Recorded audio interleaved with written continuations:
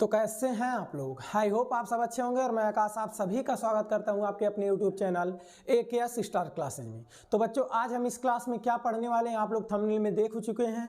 आइए देखते हैं इस टॉपिक के बारे में, बहुत अच्छे से इस टॉपिक को क्लियर करते हैं क्योंकि आपका यह topic exam of UC most important topic है। बच्चों यहाँ आप लोग देख सकते हैं आपका प्रश्न जो है यानी जो आपका टॉपिक है वह क्या रहा क्या बच्चों, वैद्युत परिपथ के लिए, ध्यान से समझेंगे, वैद्युत परिपथ के लिए किरचॉफ के नियमों का उल्लेख कीजिए। क्या कीजिए बच्चों, किरचॉफ के नियमों का उल्लेख कीजिए तथा उनको वैद्युत परिपथ बनाकर समझाइए। तथा उनको क्या कीजिए आप, वैद्युत परिपथ बनाकर समझाइए। यानी वैद्युत परिपथ, पहले थोड़ा सा पॉइंट समझेंगे बच्चों कि जो किरचॉफ थे वह यह मतलब जो सर्किट होते हैं, किसी सर्किट में जो वायर सोर्स होते हैं बहुत ज़्यादा जॉइंट वॉइंट, उनसे रिलेटेड इन्होंने कुछ नियम दिया किरचॉफ ने। वह नियम जो था बच्चों वह दो नियम था, उन दोनों नियमों के बारे में आपको इस प्रश्न में बताना है और वह नियम आपको बताना है तो आपको परिपथ भी उसका बनाना है। आप लोग देख सकते हैं वैद्युत परिपथ के लिए किरचॉफ के नियमों का क्या करना है, उल्लेख करना है और उनको वैद्युत परिपथ बनाकर भी क्या करना है, समझाना है। तो आइए बिना टाइम गंवाए बच्चों इस प्रश्न को पूरा ध्यान से समझते हैं और देखते हैं यह प्रश्न है क्या। तो नोटिस करेंगे कह रहा वैद्युत परिपथ के लिए किरचॉफ ने दो नियम दिए। कितने नियम दिए बच्चों, दो नियम दिए। यानी इलेक्ट्रिक सर्किट जो होता है बच्चों उसके लिए किरचॉफ ने कितने नियम दिए, दो नियम दिए। यहाँ हम इन दोनों नियमों का जिक्र करेंगे। पहला नियम क्या है बच्चों, तो पहले नियम को आप ध्यान से समझेंगे। पहले नियम को किरचॉफ का प्रथम नियम भी कहते हैं, किरचॉफ का धारा नियम भी कहते हैं, किरचॉफ का संधि नियम भी कहते हैं। यानी फर्स्ट लॉ को इस तीन नाम से जानते हैं और एक नाम और जान लीजिए KCL इंग्लिश में कहते हैं, किरचॉफ करंट लॉ, जो कि यही है बच्चों। KCL नाम भी बहुत प्रचलित है यानी Kirchhoff current law. I hope आपको यह पॉइंट समझ में आया होगा। यानी पहले नियम को इतने नामों से क्या किया जाता है, जाना जाता है। पहले नियम कहता क्या है तो नोटिस करेंगे, इस थियरी को नोटिस करेंगे बच्चों। एक एक पॉइंट को बहुत अच्छे से हम आपको समझाने की कोशिश करेंगे। यहाँ देखिए कह रहा बच्चों किसी वैद्युत परिपथ में, क्या कह रहा, किसी वैद्युत परिपथ में, नोट करेंगे ध्यान से, किसी वैद्युत परिपथ में, यहाँ से नोटिस करेंगे कह रहा है किसी वैद्युत परिपथ में, यानी विद्युत परिपथ जिसमें करंट, ऐसा सर्किट जिसमें करंट फ्लो हो रहा हो या करंट फ्लो होता हो। यहाँ देखिए आप फिगर भी ध्यान देखते रहेंगे। यहाँ पे मान ले रहे हैं एक हमारा सर्किट है, इस फिगर में देखिएगा एक सर्किट दिया हुआ है, इसमें सभी में करंट क्या हो रहा है, फ्लो हो रहा है। किसी भी संधि पर, किसी वैद्युत परिपथ में किसी भी संधि पर, संधि मतलब सर जी, तो संधि मतलब होता है बच्चों ज्वाइंटनेस, ज्वाइंट ऐसे कह दो, ज्वाइंट यानी जहाँ युग्म हो, जहाँ पे कई सारे वायर क्या हो, जोड़ा बना है, जहाँ पे ज्वाइंट हो। ज्वाइंट मतलब सर जी जहाँ बहुत सी धाराएं मिले, बहुत सी धाराएं क्या हो, मिले, जहाँ बहुत सी धाराएं क्या हो बच्चों, मिले। अभी नहीं समझ में आया तो आप जानते होंगे रेलवे स्टेशन पे आप संधि यानी जंक्शन, संधि यानी क्या, जंक्शन, जंक्शन आप लोग जानते होंगे जहाँ पे कई सारी ट्रेनें आती हैं और वहाँ से अन्य डायरेक्शन में, भिन्न भिन्न डायरेक्शन में जाती हैं। तो वही पॉइंट यहाँ पे भी होता है बच्चों।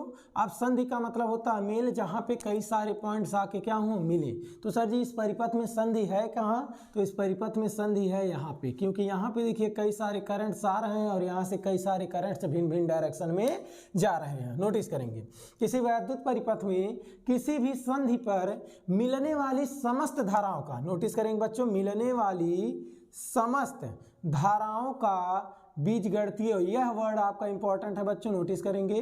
किसी भी वैद्युत परिपथ में किसी भी संधि पर मिलने वाली समस्त धाराओं का बीजगणितीय योग, बीजगणितीय योग मतलब बच्चों आप बीजगणितीय योग जहां भी आपको कहेगा, बीजगणित वर्ड आ गया तो वहां पे आप चिन्ह को बहुत ध्यान रखेंगे, बीजगणित को आप चिन्ह बहुत ध्यान रखेंगे तो ही आपके पॉइंट्स क्लियर होंगे, नहीं तो नहीं होंगे।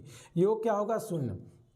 फिर से एक बार डेफिनेशन समझेंगे, किसी वैद्युत परिपथ में किसी भी संधि पर मिलने वाली समस्त धाराओं का बीजगणितीय योग क्या होता है बच्चों, शून्य होता है। सर जी इस वर्ड को आप समझाइए ध्यान से, तो आइए समझिए इस फिगर में, क्योंकि आपको परिपथ भी बनाना है। तो यहाँ देख सकते हैं हम, यहाँ हमने आपको एक परिपथ बनाया है जिसमें एक पॉइंट है, एक जंक्शन है, एक संधि है क्या, O, और इस जंक्शन पे हम देख रहे हैं दो करंट आ रहे हैं I1 और I2, और इस जंक्शन से तीन करंट बाहर जा रहे हैं I3, I4 और क्या, I5।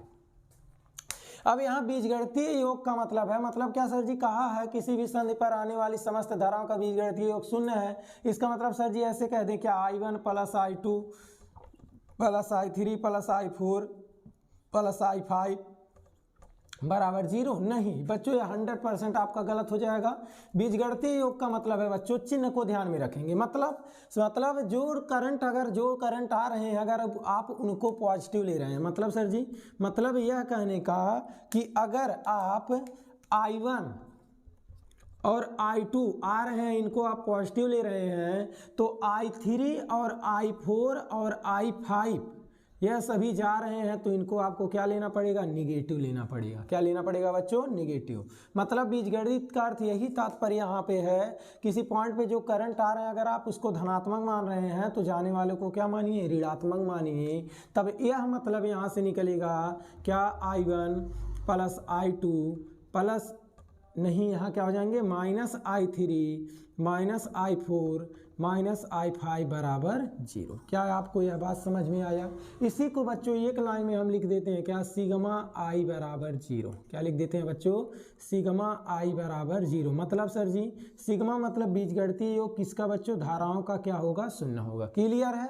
अब इसी पॉइंट्स को बीजगणितीय योग का यही तात्पर्य था। मतलब क्या? सिग्मा I बराबर क्या होगा बच्चों? 0 होगा। आई होप आपको यह पॉइंट समझ में आया होगा। अब इस पॉइंट से एक डेफिनेशन और याद रख सकते हैं। क्या आप क्या याद रखते हैं? ध्यान से समझेंगे। I1 प्लस, कई बच्चों को याद भी होगा तो सोच रहे होंगे सर जी यह डेफिनेशन तो हम नहीं पढ़े हैं।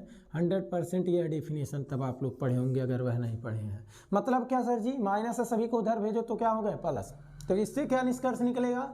इससे क्या निष्कर्ष निकलेगा? ध्यान दीजिएगा इस कथन को। किसी वैद्युत परिपथ में, यही वैद्युत परिपथ है, किसी भी संधि पर, यह हमारा संधि है, आने, यहाँ नोटिस करेंगे, आने वाली धाराओं का योग, इस संधि पर आने वाली धाराओं का योग क्या है? I1 plus I2। जाने वाली धाराओं की, जाने वाली धारा कौन है? I3 I4 I5 के योग के बराबर होता है। क्या होता है बच्चों? बराबर होता है। यानी I1 प्लस I2 जो होंगे, I3 I4 I5 इन धाराओं के जाने वाले, आने वाले धाराओं का जो योग होगा, जाने वाली धाराओं के योग के क्या होगा बच्चों? बराबर होगा। आई होप आपको यह पॉइंट क्लियर हुआ होगा। तो संधि का किरचॉफ का फर्स्ट लॉ जो है बच्चों, यही कहता है, क्या कहता है? किसी वैद्युत परिपथ पर, किसी वैद्युत परिपथ के किसी बिंदु पर या फिर किसी संधि पर आने वाली समस्त धाराओं का बीजगणितीय योग शून्य होता है। अगर आप इसी को दूसरे तरह से याद करना चाहते हैं तो इस तरह से कह सकते हैं क्या? किसी वैद्युत परिपथ के किसी बिंदु पर आने वाली, बिंदु का मतलब क्या बच्चों? संधि, आने वाली समस्त धाराओं का योग जाने वाली समस्त धाराओं के योग के क्या होगा? बराबर होगा। आई होप आपको यह पॉइंट समझ में आया होगा। और एक पॉइंट नोटिस करेंगे बच्चों, मोस्ट इंपॉर्टेंट पॉइंट, क्या? किरचॉफ का जो फर्स्ट लॉ आपका है यह किस पे आधारित होता है? प्रश्न पूछा गया कई बार, 100% चांस है पूछने का। किरचॉफ का धारा नियम किस पे संरक्षित है? या किरचॉफ का पहला नियम किस पे संरक्षित है? या फिर किरचॉफ का संधि नियम किस पे संरक्षित है? तो बच्चों यह है आपका आवेश संरक्षण पर आधारित है। किस पर आधारित है बच्चों? आवेश संरक्षण पर। आवेश संरक्षण क्या कहता है सर जी? तो आवेश संरक्षण यही कहता है, आवेश को ना ही तो उत्पन्न कर सकते हैं ना ही तो नष्ट कर सकते हैं, उसको आप केवल एक रूप से दूसरे रूप में कन्वर्ट कर सकते हैं। तो वही मतलब जितने करंट आ रहे हैं, करंट किसके कारण होता है? आवेश प्रवाह के कारण। जितने आवेश आ रहे हैं उतने ही आवेश क्या हो जा रहे हैं? चले जा रहे हैं, वह नष्ट नहीं हो रहे हैं। तो इसका मतलब बच्चों किरचॉफ का पहला नियम किस पे आधारित है? आवेश के संरक्षण पर आधारित है। क्या आपको यह प्रश्न समझ में आया बच्चों? तो आई होप आपको पहला नियम समझ में आया होगा। इससे रिलेटेड हम देखते हैं प्रश्न कुछ यहाँ पे ध्यान देंगे। इस पॉइंट से यह डेफिनेशन भी आप लोग समझे होंगे, इसको याद रखेंगे क्योंकि यहाँ से सवाल जब आएगा, देखिए कैसे प्रश्न यहाँ से पूछ सकता है। प्रश्न तो बहुत आसान होगा बच्चों, ध्यान दीजिएगा। मान ले रहे हैं एक साधारण सा प्रश्न ले रहे हैं हम यहाँ पे फर्स्ट लॉ को क्लियर करने के लिए। मान लीजिए यहाँ से कुछ करंट आ रहा है, कितना एम्पियर मान ले रहे हैं बच्चों? 5 एम्पियर। और यहाँ से कितना करंट जा रहा है? मान ले रहे हैं 2 एम्पियर। और यहाँ से निकल गया कितना? 1 एम्पियर। यह जो संधि है हमारा, यह मान ले रहे हैं ए। फिर जब आगे बढ़े तो एक करंट यहाँ से निकल गया कितना एम्पियर? 2 एम्पियर। इस संधि का नाम है बी। और यहाँ आप जब आगे बढ़ें तो यहाँ से नोटिस किए, यहाँ पे आया 3 एम्पियर और यहाँ से पुनः चला गया 2 एम्पियर। और कह दे तो बिंदु डी पर कितनी धारा पहुँचेगी? बिंदु डी पर कितनी धारा पहुँचेगी? की। तो ध्यान से समझेंगे बच्चों, या जो सर्किट है कई सारे पॉइंट्स हैं। तो किरचॉफ फर्स्ट लॉ के अनुसार अगर हम देखें संधि ए को, किसको देखें बच्चों, संधि ए को, डी पर कितनी धारा पहुंचेगी यही ज्ञात करना है। अगर हम देखें संधि ए को तो क्या कह रहा है, किसी वैद्युत परिपथ में किसी बिंदु पर किसी भी संधि पर आने वाली समस्त धाराओं का योग जाने वाली धाराओं के योग के क्या होगा, बराबर होगा। ध्यान से समझेंगे बच्चों, आने वाली समस्त धाराओं का योग जाने वाली समस्त धाराओं के योग के क्या होगा, बराबर। तो संधि ए पर क्या धारा आ रही है, 5 एम्पियर इधर से, 2 एम्पियर इधर से, तो 7 एम्पियर आ रही है। और कितना एम्पियर चली जा रही है, 1 एम्पियर, यानी यह तो कम हो गया, यानी -1, तो बचा कितना, 6 एम्पियर बचा। तो 6 एम्पियर करंट अब कहाँ आएगा बच्चों, आगे आएगा। 6 एम्पियर करंट कहाँ आएगा, आगे आएगा। जब बिंदु बी पे पहुंचे तो 2 एम्पियर फिर निकल गया, तो 6 में से 2 एम्पियर, 6 में से 2 एम्पियर घटा, फिर कितना बचा बच्चों, 4 एम्पियर। अब 4 एम्पियर क्या होगा, और आगे आएगा। जब आया यहाँ इस पॉइंट सी पे मान लीजिए, तो 4 एम्पियर यहाँ से आया, 3 एम्पियर यहाँ, 4 3 कितना हो गया, 7 एम्पियर हो गया। तो 7 एम्पियर हो गया जब, तो 7 एम्पियर में से 2 एम्पियर निकल जा रहा, 4 आया, 3 आया, 7 हुआ, 2 इधर निकल गया, तो कितना बचा, 5 एम्पियर। यानी पॉइंट डी पे कितना एम्पियर धारा पहुंचेगा बच्चों, 5 एम्पियर धारा पहुंचेगा। क्या आपको यह पॉइंट समझ में आया? आई होप आपको प्रश्न यह समझ में आए होंगे। या थ्योरी बच्चों, यह पॉइंट याद रखेंगे किस पे आधारित है, प्रश्न इस तरह से इससे देखने को मिल सकता है। लेकिन सेकंड लॉ से बहुत ही अच्छे अच्छे न्यूमेरिकल आपको देखने को मिलेंगे और उसको हम लोग देखेंगे। तो आइए चलते हैं नेक्स्ट स्लाइड पे और देखते हैं किरचॉफ सेकंड लॉ।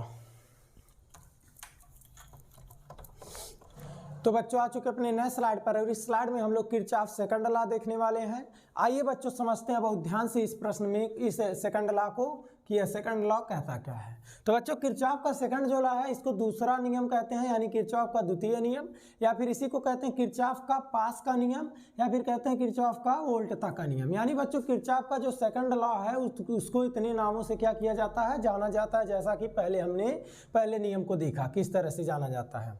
आइए बच्चों यह क्या कह रहा है इसको ध्यान से समझते हैं और देखते हैं यह सारे पॉइंट्स हैं क्या। तो सेकंड लॉ क्या कहता है बच्चों, नोटिस करेंगे।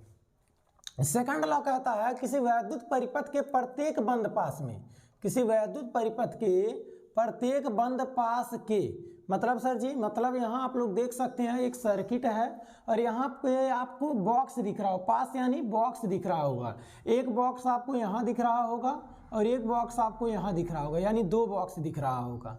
कह रहा प्रत्येक बंद पास के विभिन्न खंडों में, जो यह पास बना है तो एक खंड यहाँ है, एक खंड यहाँ है, विभिन्न खंडों में बहने वाली धाराओं, नोटिस करेंगे बच्चों यहाँ से कहानी शुरू होता है, बहने वाली धाराओं तथा संगत प्रतिरोधों के गुणनफलों, नोटिस करेंगे बच्चों, किसी वैद्युत परिपथ के प्रत्येक बंद पास के विभिन्न खंडों में बहने वाली धाराओं तथा संगत प्रतिरोधों के गुणनफलों का बीजगणितीय योग, बीजगणितीय योग को आपको हमने बहुत अच्छे से समझाया, चिन्ह का विशेष ध्यान रखते हैं। संगत प्रतिरोधों के गुणनफलों का जो बीजगणितीय योग है बच्चों, उस पास में नोटिस करेंगे, उस पास में लगे वैद्युत वाहक बलों के बीजगणितीय योग के क्या होता है, बराबर होता है, यानी सिग्मा आई आर बराबर सिग्मा ई। फिर से सुनेंगे बच्चों एक बार, किसी वैद्युत परिपथ में प्रत्येक बंद पास के विभिन्न खंडों में बहने वाली धाराओं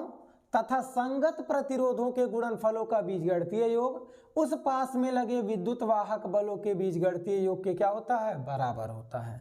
कहेंगे सर जी बीजगणितीय योग यानी चिन्ह को ध्यान में रखेंगे, इसमें चिन्ह क्या है। तो बच्चों यही तो पॉइंट दिक्कत होता है, बच्चे जो है इसको नियम को याद कर लेते हैं, फिगर ऐसे याद कर लेते हैं, सिग्मा आई आर बराबर सिग्मा ई याद कर लेते हैं, और ये भी याद कर लेते हैं यह जो ऊर्जा संरक्षण पर आधारित है, यानी किरचॉफ का द्वितीय नियम ऊर्जा संरक्षण पर आधारित है।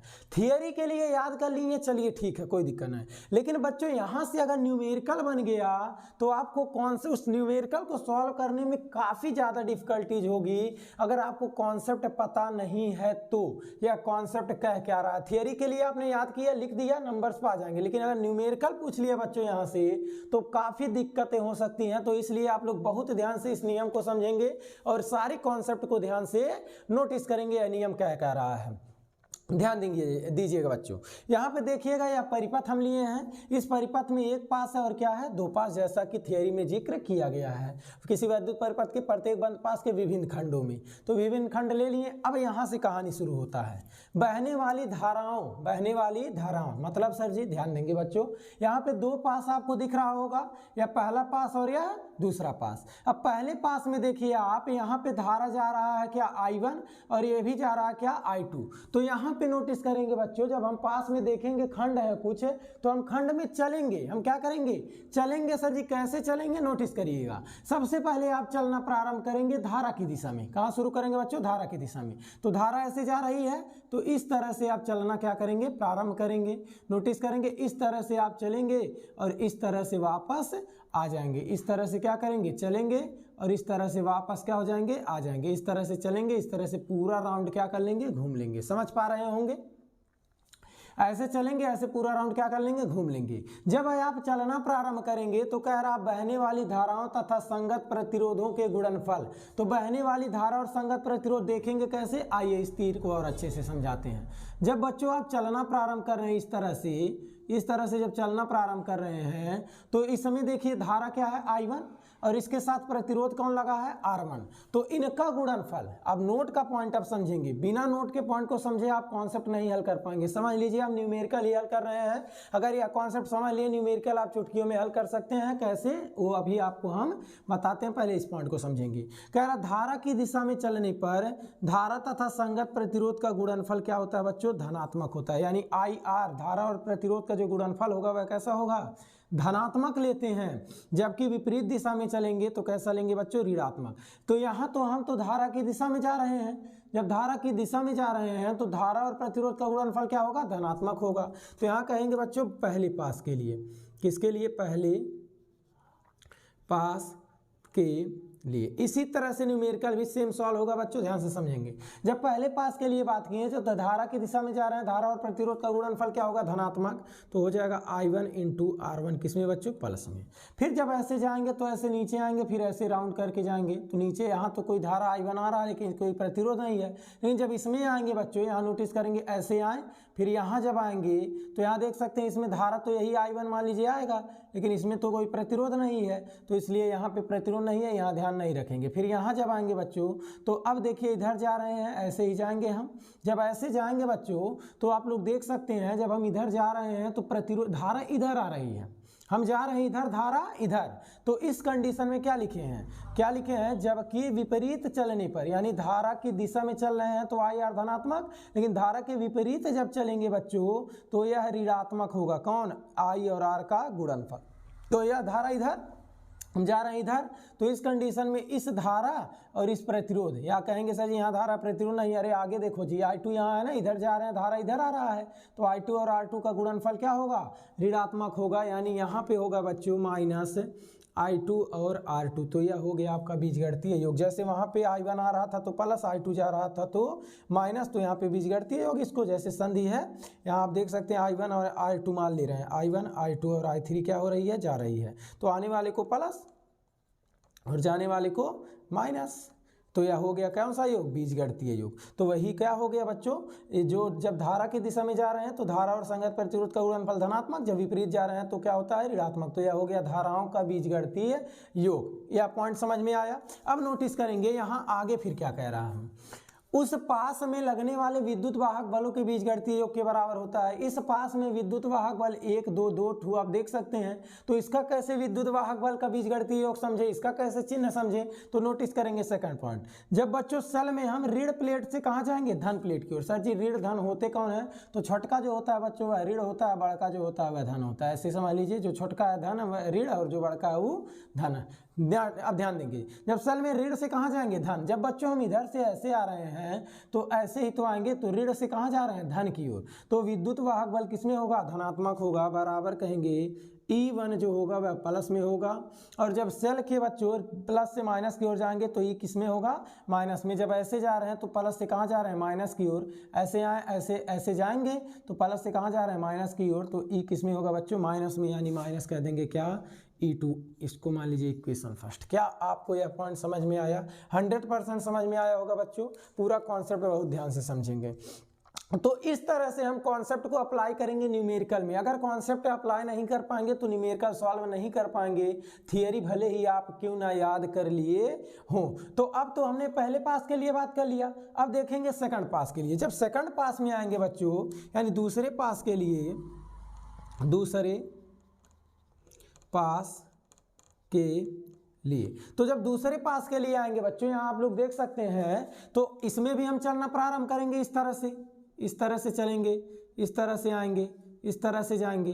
तो जब इधर से आएंगे बच्चों, जब हम इधर चलेंगे तो धारा भी इधर जा रहा है और हम भी इधर जा रहे हैं, तो धारा की दिशा में चल रहे हैं। तो इस कंडीशन में धारा और प्रतिरोध का गुणनफल क्या होगा बच्चों? धनात्मक। यानी यहाँ जो होगा हो जाएगा I2 R2 किस में हो जाएंगे? प्लस में हो जाएंगे। क्लियर है बच्चों? जब इधर से आगे आ गए तो यहाँ देखिए सेल से ऋण से कहाँ जा रहे हैं? धन की ओर। तो बराबर जो लिखेंगे वो तो अभी सेल के लिए नहीं लिख रहे हैं, धारा के लिए लिख रहे हैं। तो इधर चले, धारा और प्रतिरोध का गुणनफल धनात्मक। यहाँ कोई प्रतिरोध नहीं, यहाँ कोई प्रतिरोध नहीं, लेकिन जब यहाँ आ रहे हैं तो यहाँ प्रतिरोध है, इस भुजा में प्रतिरोध है। तो इस भुजा में कौन सी धारा आ रही है? I1 plus I2। तो इधर जा रहे हैं, हम भी इधर जा रहे हैं, धारा भी इधर है, तो फिर इनका और इनका गुणनफल क्या हो जाएगा? धनात्मक। यानी धारा और प्रतिरोध का गुणनफल क्या हो जाएगा बच्चों? धनात्मक, क्योंकि हम धारा की ही दिशा में जा रहे हैं। धारा की दिशा में चलने पर धारा तथा संगत प्रतिरोध का गुणनफल क्या लेते हैं? धनात्मक लेते हैं। तो इस धारा का संगत प्रतिरोध कौन है? R3 है, तो इनका गुणनफल क्या होगा? धनात्मक होगा। मतलब क्या होगा बच्चों? यहाँ हो जाएगा I1 प्लस I2 इंटू क्या हो जाएगा बच्चों? R3। तो अब हमने क्या कह दिया? धारा और प्रतिरोध का गुणनफल ले लिया। अब क्या यहाँ बराबर हमें दिखाना है, तो बराबर लगा दिए। किसका? बीजगणितीय योग देखना है तो विद्युत वाहक बलों का। विद्युत वाहक बलों का बीजगणितीय योग देखने के लिए हमने देखा ऋण से धन की ओर जाएंगे तो विद्युत वाहक बल धनात्मक, धन से ऋण की ओर जाएंगे विद्युत वाहक बल ऋणात्मक। तो यहाँ जब ऐसे चलें तो बच्चों ऋण से कहाँ जा रहे हैं? धन की ओर। तो विद्युत वाहक बल क्या होगा? धनात्मक। और यह कौन है? E2 है। यहाँ जब आए तो यहाँ तो कोई सेल ही नहीं है, इस वजह से हम कोई विद्युत वाहक बल ही नहीं लिखेंगे, इसको मान लेंगे इक्वेशन फर्स्ट। आई होप आपको यह कॉन्सेप्ट क्लियर हुआ होगा। यही बच्चों कॉन्सेप्ट अप्लाई करके हम न्यूमेरिकल सॉल्व करते हैं। थियरी तो आप याद कर ही लेंगे, लेकिन न्यूमेरिकल इसके सॉल्व नहीं कर पाएंगे अगर आपका यह कॉन्सेप्ट या सारे पॉइंट्स तैयार नहीं है। यह पॉइंट याद रखेंगे, किरचॉफ का जैसे पहला नियम था किस पे आधारित था? तो आवेश संरक्षण पे। तो किरचॉफ का दूसरा जो नियम है बच्चों, जिसको उल्टता का नियम या पास का नियम कहते हैं, वह किस पे आधारित है? तो ऊर्जा संरक्षण पर आधारित है। ये भी आपका तिलकोत्तरी या बहुविकल्पी के लिए मोस्ट इंपॉर्टेंट प्रश्न है। आई होप आपको यह पॉइंट क्लियर हुआ होगा। अगर यह पॉइंट क्लियर है बच्चों तो चलते हैं इससे रिलेटेड एक न्यूमेरिकल लेते हैं, ताकि आपका यह कॉन्सेप्ट भी और स्ट्रॉन्ग तरीके से क्लियर हो सके। तो बच्चों वीडियो को लाइक और शेयर करना मत भूलिएगा, क्योंकि जान ही रहे हैं मेहनत तो बहुत ही ज़्यादा लग रहा है। तो आप लोग प्लीज़ करके कृपया करके बच्चों में शेयर कीजिएगा, अपने दोस्तों में भी शेयर कीजिएगा, ताकि चैनल को ज़्यादा से ज़्यादा लोग सब्सक्राइब कर पाएँ। तो आइए देखते हैं इससे रिलेटेड एक न्यूमेरिकल, ताकि आपका यह कॉन्सेप्ट अच्छी तरह से क्या हो सके बच्चों? क्लियर हो सके। बच्चों वीडियो को लाइक करना मत भूलिएगा और दोस्तों में ज़रूर शेयर कीजिएगा। अगर वीडियो अच्छा लगे तो, नहीं अच्छा लगे तो कोई दिक्कत नहीं जी, आगे तो अच्छा लगेगा ही। चलिए देखते हैं। तो बच्चों आ चुके अपने नए स्लाइड पर, और इस स्लाइड में हम लोग एक बहुत ही अच्छा प्रश्न लिए हैं। काफ़ी आसान प्रश्न है, जिससे आपका वह लॉ पूरे अच्छे तरीके से क्लियर हो जाए, किरचॉफ सेकंड लॉ। तो आइए इस प्रश्न को हम लोग समझते हैं। बच्चों यहाँ आप लोग देख सकते होंगे, एक सर्किट है, एक परिपथ है, एक पास है। इसमें दो खंड है हमारे पास, एक खंड यहाँ है, एक खंड यहाँ है। आप लोग देख रहे हैं दो खंड है। हमने आपको बताया जब भी दो खंड दिखे तो आप पहले प्रत्येक खंड के लिए ले लीजिए। तो पहले कहेंगे बच्चों पहले पास के लिए। जब पहले पास के लिए बात करेंगे तो क्या बताएं बच्चों आपको कहें धारा की दिशा में चलना प्रारंभ कीजिएगा। जब इस तरह से आप चलेंगे बच्चों, इस तरह से चलेंगे और इस तरह से वापस आएंगे, तो यहाँ तो कोई प्रतिरोध नहीं, यहाँ भी कोई प्रतिरोध नहीं। जब यहाँ आएंगे बच्चों ऐसे घूम के, तो इसमें धारा I1 आ रही है और इसमें प्रतिरोध कितना है? 2 ओम। तो इनका गुणनफल क्या होगा? धनात्मक होगा, यानी 2I1 प्लस हो जाएगा। और फिर ऐसे जब घूम के आएंगे, फिर यहाँ इधर जा रहे हैं, धारा भी इधर जा रही है, फिर इनका गुणनफल धनात्मक। तो यहाँ बच्चों ये देख सकते हैं I है, यह क्या है बच्चों? I है। तो हो जाएगा +1I, यानी I ही बराबर सेल बच्चों जब माइनस से हम प्लस की ओर जाते हैं, ऋण प्लेट से धन प्लेट की ओर, तो प्लस लेते हैं, तो बराबर कितना वोल्ट? 5 वोल्ट। इसको कहे थे मान लेंगे इक्वेशन फर्स्ट। अब फिर समझेंगे बच्चों, कहेंगे दूसरे पास के लिए। दूसरे पास के लिए जब दूसरे पास के लिए बात करेंगे तो फिर हम धारा की दिशा में चलना प्रारंभ करेंगे, ऐसे चलेंगे और ऐसे ऊपर जाएंगे। तो जब ऐसे आएंगे बच्चों तो धारा और प्रतिरोध का गुणनफल क्या होगा, धनात्मक, यानी 6I2 हो जाएंगे, 6I2 प्लस हो जाएंगे। जब ऐसे जाएंगे तो धारा नीचे आ रही है, हम कहाँ जा रहे हैं, ऊपर जा रहे हैं, तो इनका गुणनफल हो जाएगा ऋणात्मक, यानी -2I1 बराबर, इसमें तो कोई सेल ही नहीं है इस पास में, तो सेल के लिए क्या हो जाएगा 0, इसको मान लेंगे इक्वेशन सेकंड। आई होप आपको यह पॉइंट समझ में आया होगा। आप चाहते हैं 2 से कैंसिल करना, कैंसिल कर दीजिए, तो 2 से कैंसिल कर देंगे, कितना हो जाएगा आप लोग देख सकते हैं यहाँ पे 3I2 हो जाएगा, 2 3 6 और 2 से कैंसिल हुआ I1 बराबर 0, इसको मान लीजिए इक्वेशन सेकंड। यहाँ इक्वेशन सेकंड I1 I2 के टर्म में है, यहाँ I1 और I है, तो I को आप कन्वर्ट कर लीजिए। कैसे कन्वर्ट करेंगे ध्यान दीजिएगा बच्चों, इस सेल से धारा कितनी गई I, तो I ही तो बटा I1 I2 में, यानी I जो है वही आपको कितना है बच्चों I1 प्लस I2 है, क्योंकि I धारा गया I एम्पियर, तो यही तो I1 I2 में बटा है, तो I जो है इन दोनों के योग के क्या होगा बराबर, तो I1 प्लस I2 बराबर क्या हो जाएगा बच्चों I। तो यहाँ पे आप कह सकते हैं 2I1 प्लस I2 किसके जगह पे बच्चों, I के जगह बराबर 5, तो यहाँ से कह सकते हैं 3I1 प्लस I2 बराबर 5, इसको मान लिया इक्वेशन सेकंड। आई होप आपको यह पॉइंट समझ में आया होगा। यहाँ देख सकते हैं बच्चों I1 है यहाँ प्लस 3I1 है, अगर इसमें 3 से गुणा करके जोड़ दें तो यह प्लस में होगा या माइनस में कट जाएगा, तो कहेंगे क्या बच्चों, इसको इक्वेशन फर्स्ट माने हैं, तो कहेंगे समीकरण 1 प्लस समीकरण 2, लेकिन इसमें 3 चाहिए, इसमें 3 है, इसमें नहीं है, तो समीकरण 2 और गुणे क्या बच्चों 3। आप देखिएगा, इसको लिखिएगा 3I1 प्लस I2 बराबर 5, इसमें क्या, इसको कैसे लिखेंगे, जोड़ना है तो 3 से गुणा करके, 3 त्रिका 9I2 माइनस 3 से गुणा करेंगे 3I1, 0 से गुणा करेंगे 0 ही रहेगा। यहाँ देख सकते हैं 3I1 प्लस 3I1 माइनस, तो 9 एक कितना हो जाएगा बच्चों 10I2 बराबर, यहाँ कितना बचेगा 5, तो 10 गुणे में बट्टे में चले जाएंगे, तो हो जाएगा I2 बराबर कितना बच्चों 5/10। तो आप देख सकते हैं कैंसिल करने पे आ जाएगा 1/2 यानी 0.5 एम्पियर। कहेंगे सर यहाँ ज्ञात क्या करना है, तो बच्चों आपको यहाँ आपको ज्ञात करना है I और I1 और I2, यह 3 राशि ज्ञात करना है।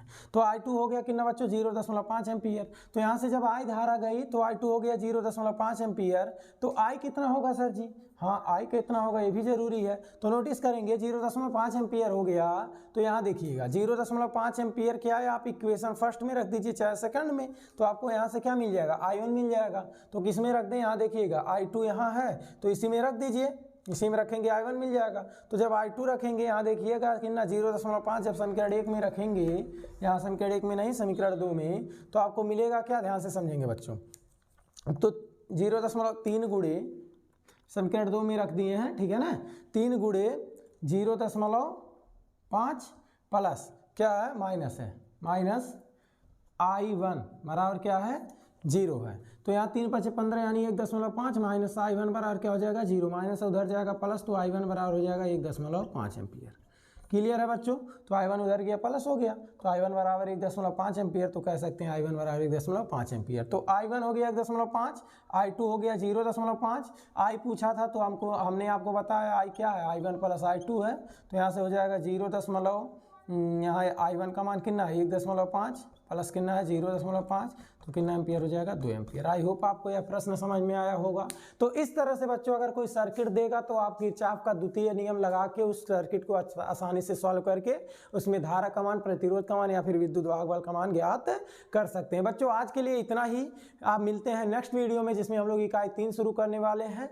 तो मिलते हैं दाग सीरीज के नेक्स्ट वीडियो में जिसमें हम लोग यूनिट 3 स्टार्ट करने वाले हैं। तो बच्चों आज के लिए इतना ही, मिलते हैं नेक्स्ट वीडियो में, तब तक के लिए धन्यवाद, ऑल द बेस्ट। वीडियो को लाइक और शेयर करना मत भूलिएगा, ज़्यादा से ज़्यादा दोस्तों तक पहुंचाइए, ताकि चैनल तेज़ी से ग्रो हो सके और हम आपको और अच्छा कंटेंट दे सकें। धन्यवाद।